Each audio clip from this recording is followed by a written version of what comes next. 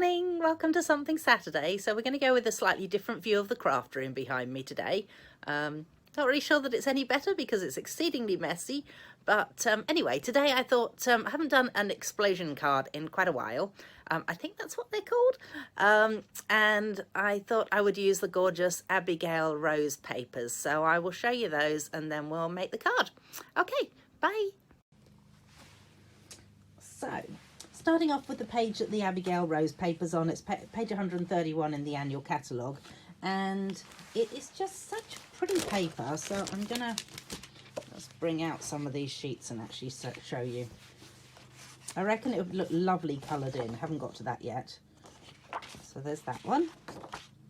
There's that one. You see that one? So that'd be kind of cool on a scrapbook page actually. This one, and that one, and then this piece. So it does come in 12 by 12, and it's $21 for the pack of 12 sheets. Yes, 12 sheets. So 2 each of 6 double-sided designs. Right, let us keep this one out.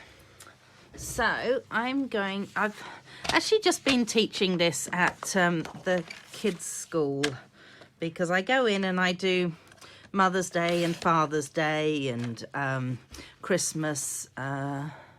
Thinking if there's any other days that I go in and teach the kids a card. Anyway, you want a 6 by 6 piece. So I've just cut that down to 6 by 6. And then it's a case of origami. So I would quite like my pattern to be that way up. What we're going to do is you fold it in half diagonally. Oh, that didn't work so well. Meant to be 6 by 6. And you open it up and you fold it in half diagonally the other way. Such pretty paper. So then you should end up, probably easier to show you on this side, that you've got it in like that. Then if you fold it the other way, and you're just going to fold it in a straight line the other way. So it just comes up like that, and you end up with it looking like that now. So you've kind of got a weird looking star without the top and the bottom bit. So don't fold it this way.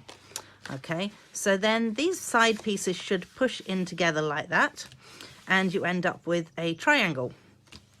So then what we're going to do is fold it this way and this way. So you're making sure that this actually is in line with the bottom and not sort of coming up here or anything. Okay, and you want to fold it so that it comes to the middle of your card. So then we just do the same thing. Oh, there and there. So just push it down with the back of your fingernail or with a bone scorer, or, you know, if you've got a handy ruler, you could just use that just to push it down. And then it kind of looks, I think it looks like a crab. Although one of the kids was reckoning that it looked like a spaceship from Star Wars. So, you know, he could be right. You know, as you do, you know, you've got to play with these things, haven't you? So then when you open it up, you'll see that there's like a square in the corner here. So push that triangle into the square. So you want to do that with all of them. So you push your triangle inwards and into that square. And the last one inwards and into that square. So then you'll end up with it looking like that. And it'll have those sort of pieces there. So potentially you could leave it like that, and then when your card opens up, it explodes into that. But I actually think it's really pretty if you see a bit of the back colour on the front as well. So these squares here, what you then want to do is take it and just pop it so that, oh, that's not quite not quite square. Hang on a minute, let's just persuade that over a tad more. There we go. A little bit difficult on darker coloured cardstock when you can't actually see what you're doing, but you know, we'll get there. So there's that. There is, where's the corner gone to? That one. And last one is that one there. So then when you fold your card in, you actually want to push these corners in as you fold it. So just persuade those two corners to go in, and then pretty much do the same with the bottom as well. So then squish it down again. Nice technical term, squishing it. And then that way you're going to end up with pretty corners as well. So just add a little tad of glue onto the corners just so that they stay in place.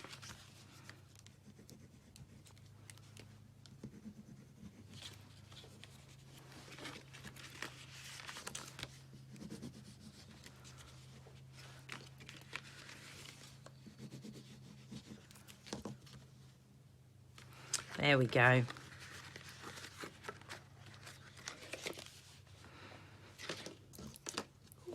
Come on.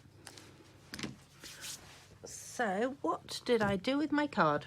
My goodness, there it is. I'm gonna say, I know I had one around here somewhere.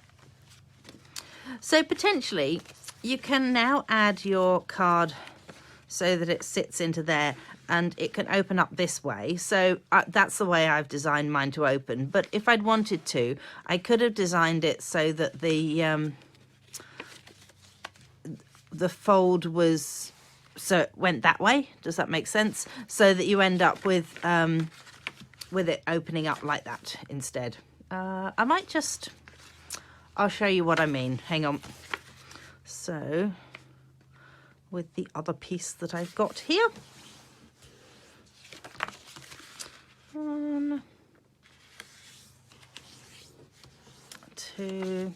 So rather than allowing it to go that way, I'm then going to want it to go that way. So then I fold it so it's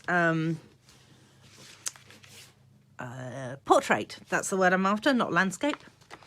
And then that way you can have it so when it opens up, it opens up like this. So I'll just quickly do this, and then you'll see what I mean. Plus the fact you get double the fun. That's that. That's that. The kids did really well with this, actually, so I was very impressed. And then they all decorated up the outsides of their card however they wanted to. So these pieces then just push in.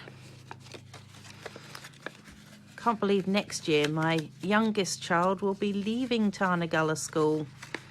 So that'll be this is his last year of being in primary school. So as I've said, if you wanted your card to open up this way, then you decorate the front of it that way. But if you want your card to be this way, then you would pop this one in this way and like that. So when you come to sticking it in, you want to add glue onto the top bit, or doesn't, no, hang on, we'll just pop some glue onto there, and doesn't actually matter which way round I put it. So let's stick that one down into there. So you aim for about the middle and make sure that the top part will actually go down. And ideally this edge wants to be straight. And I've managed to get glue everywhere, so good job, Heather. Wow, really have got glue everywhere today. I'm not even using my silicone mat. Although I do kind of figure that the glue is far enough off the cardstock that it's not going to make any difference whether I use a silicone mat or not. So just allowing my Tombow to dry a bit there. And that's what happens. So the next thing I did with the kids was we actually decided, I'm going to show you the one that I made up for them. It's very, very basic, so don't shoot me. And it uses all retired stuff because I take my retired stuff to show them. So then we actually just did some little circles on the inside and attached them on to the different parts of the card. I tried it so that I had one on each side, but they weren't folding in well together when I did it that way. So I might have another experiment with that. And go check out my blog and see how I finished those 2 cards off. Thank you for joining me today. Is it actually, let's just make sure that you can see it. Yes, I think you can. Excellent. Bonus. Yeah. So check out my blog, see how I finish these cards off, and feel free to come and join me next Saturday. Thanks. Bye.